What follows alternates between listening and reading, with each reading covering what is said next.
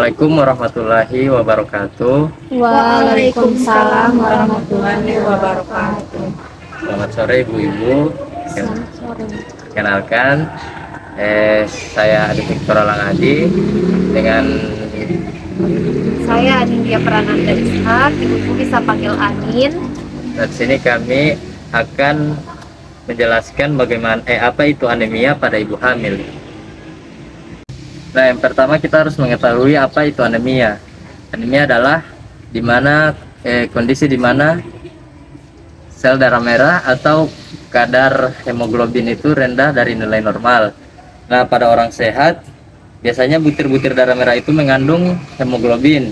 Nah, hemoglobin ini dia fungsinya bertugas untuk membawa oksigen serta zat gizi lain seperti vitamin dan mineral ke otak dan ke jaringan tubuh.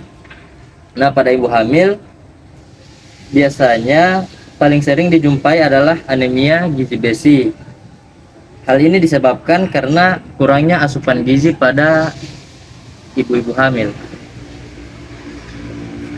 Nah, ini penyebab anemia pada ibu hamil itu yang seperti sudah saya jelaskan tadi, kekurangan zat besi, asam folat, juga vitamin B12. Nah, apa saja gejala yang dapat dilihat dari anemia pada ibu hamil? Yang pertama ada penurunan kinerja dan daya tahan, apatis, gelisah, gangguan kognitif dan konsentrasi, merasakan sesak, berdebar, pusing berputar, hipotensi, pucat seluruh tubuh. Nah, kemudian ada faktor risiko yang dapat mempengaruhi anemia pada ibu hamil. Beberapa faktor yaitu seperti usia kehamilan, paritas, usia ibu hamil, jarak kehamilan, status gizi, pekerjaan, sosial, ekonomi, pendidikan, sikap, support system, cacingan, perdarahan, hiperemesis, gangguan penyerapan Fe, infeksi dan penyakit, serta konsumsi zat gizi dan lingkungan. Nah, bagaimana itu cara mencegah anemia pada ibu hamil? Itu bisa dicegah dengan meminum 1 tablet tambah darah setiap hari. Begitu dia ketahui kayak misalnya ibu sudah mengetahui kalau ibu so hamil, itu ibu so boleh meminum itu tablet tambah darah. Nah, selain itu ibu juga bisa mengkonsumsi sayuran-sayuran hijau yang kaya akan zat besi. Nah, contoh makanan yang kaya akan zat besi ada itu sayur dan buah, yaitu sayur bayam, sayur daun kelor, ada juga daun ubi jalar, rumput laut, buah naga, jeruk, pisang, serta buah bit. Nah, selain dari sayur dan buah-buahan tadi, ada juga contoh dari bahan protein hewani untuk anemia pada ibu hamil. Ada daging ikan gabus, ikan kembung, ikan bandeng, ikan tuna, daging sapi, dan hati ayam. Baik ibu-ibu, tadi sudah Vito menjelaskan sama ibu-ibu ya terkait apa itu anemia, kemudian bagaimana cara mencegah anemia tadi, yaitu dengan mengonsumsi obat penambah darah dan juga mengonsumsi banyak makanan yang mengandung nutrisi ya. Nah, ibu-ibu ketika ibu-ibu ini terkena anemia apalagi dalam keadaan hamil, itu dapat berdampak negatif. Itu bisa berdampak ke ibunya sendiri maupun dampaknya kepada janinnya ibu, anaknya ibu ya.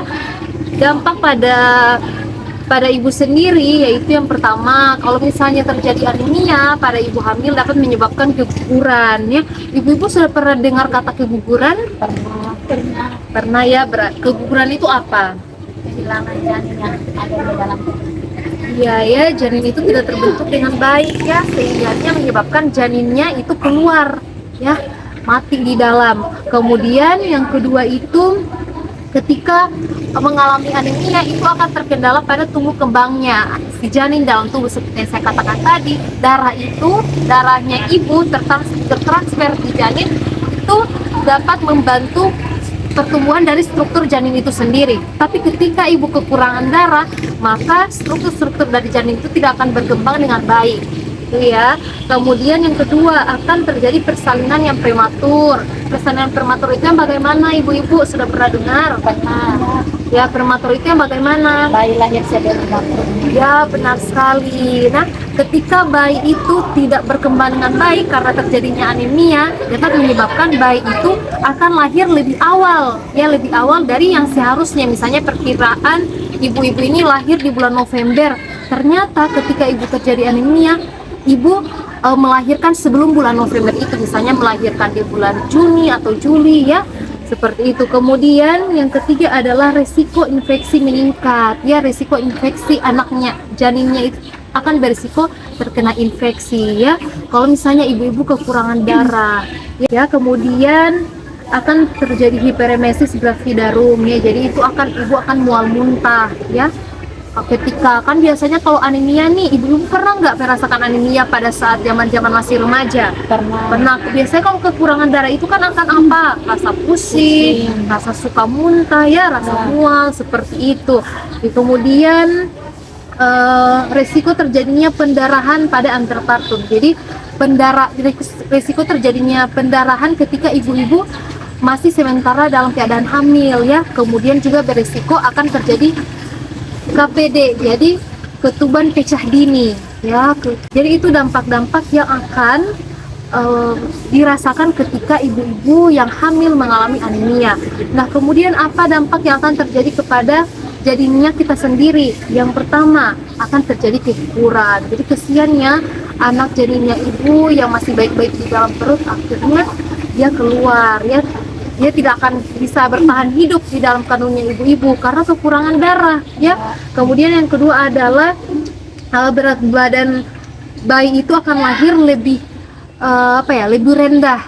Jadi berat badan janinnya ibu itu kan seharusnya janin itu mendapatkan asupan nutrisi kan dari ibunya melalui plasenta. Nah, ketika ibu-ibu kekurangan darah, terjadi anemia, kekurangan darah, maka darah yang akan menuju ke janin di tali plasenta juga kan sedikit, ya. Yang seharusnya darah itu kan dia mengikat nutrisi, mengikat oksigen, mengikat nutrisi. Ketika darah yang mengaliri plasenta menuju ke janin itu hanya sedikit, berarti otomatis si janin ini hanya akan mendapatkan nutrisi yang sedikit dan mendapatkan oksigen yang sedikit pula.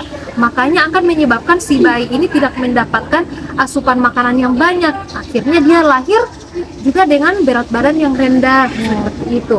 Kemudian risiko janin dengan cacat bawaan. Nah, seperti yang saya bilang tadi, ketika terjadi anemia, maka itu akan mempengaruhi struktur janin itu tidak akan terbentuk dengan baik, ya. Bisa terjadi itu cacat bawaan ataupun kelainan kongenital, ya. Jadi kalau misalnya strukturnya tidak lengkap, bisa saja tangan yang harusnya terbentuk jari-jarinya ada 5, tapi karena kekurangan darah jari-jarinya hanya ada terbentuk hanya 4, atau tangan kakinya bengkok seperti itu. Jadi tidak sempurna bentuknya karena kekurangan darah tadi. Oke, ibu-ibu, itu dampak-dampak ya yang akan dirasakan, yang akan terkena kepada ibu-ibu maupun ke janinnya ibu-ibu kalau nanti terjadinya anemia, ya. Oleh karena itu perlu dilakukan sebuah upaya, ya, upaya yang bisa ibu-ibu lakukan. Ibu-ibu mau kan terhindar dari anemia? Iya. Jadi hal-hal yang ibu bisa lakukan yaitu yang pertama, apa tadi? Mengonsumsi tablet tambah darah, ya. Tablet tambah darah itu dia mengandung zat besi, ya.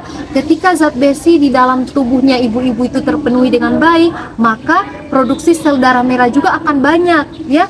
Kemudian yang kedua, makan makanan yang bergizi. Tadi ya alhamdulillah ibu-ibu sudah tahu, ya, makanan-makanan yang bergizi itu seperti apa, dan ibu-ibu bisa mengolahnya dengan baik. Bisa ibu-ibu bikin, misalnya kalau ikan gabus bisa direbus atau dibikin sup, ya.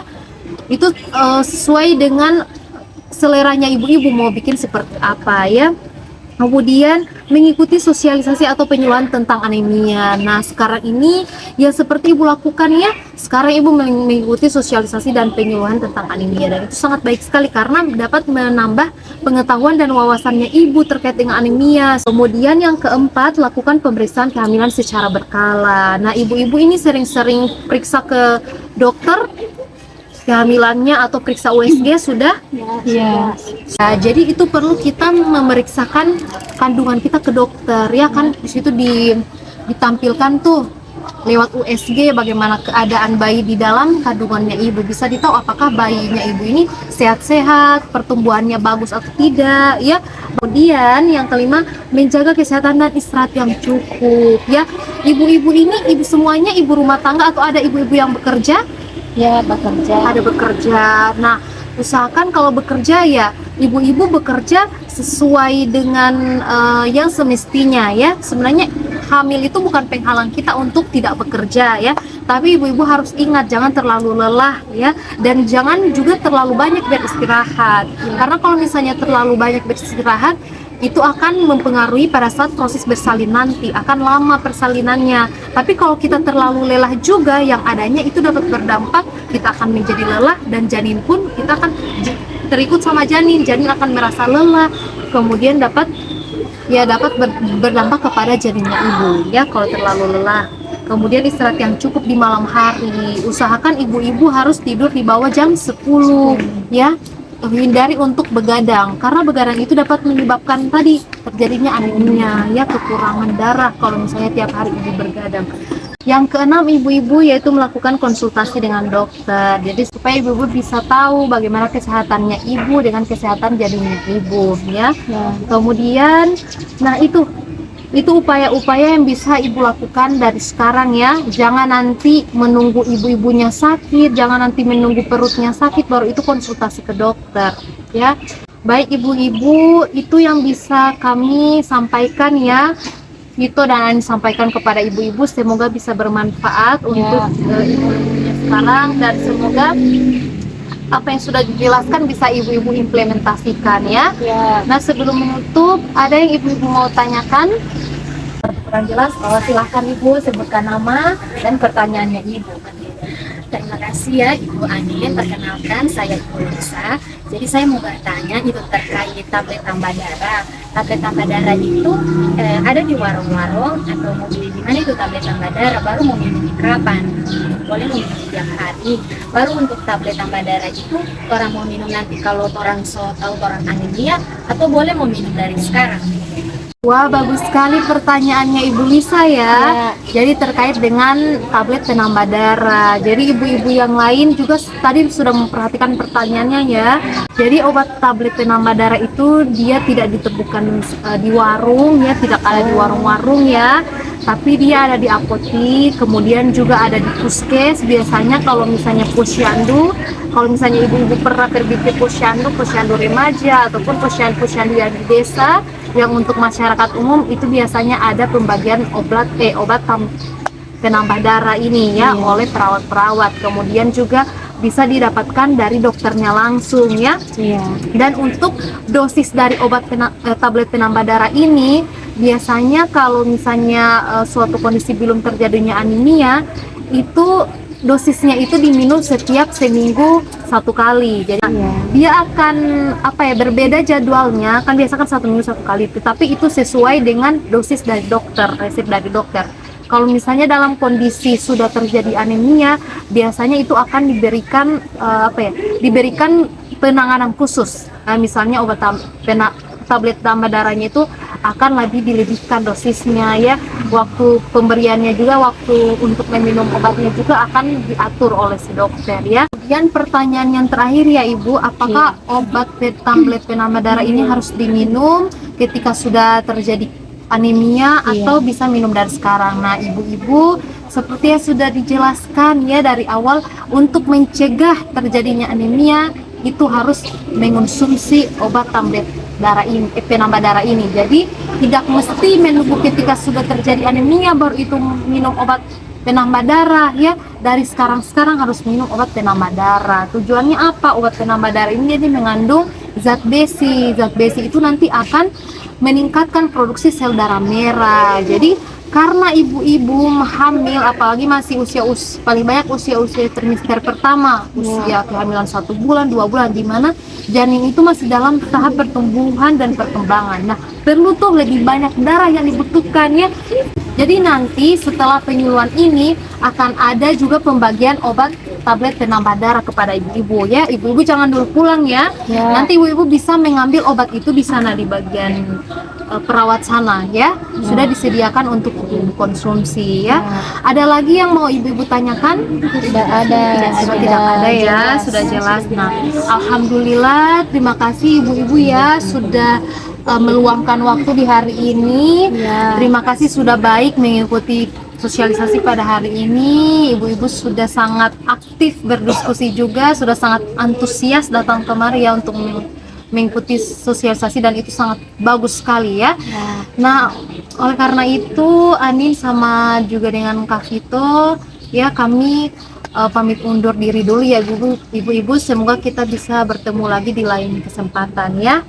Baik ibu-ibu, terima kasih. Saya tutup. Wassalamualaikum warahmatullahi wabarakatuh. Waalaikumsalam warahmatullahi wabarakatuh.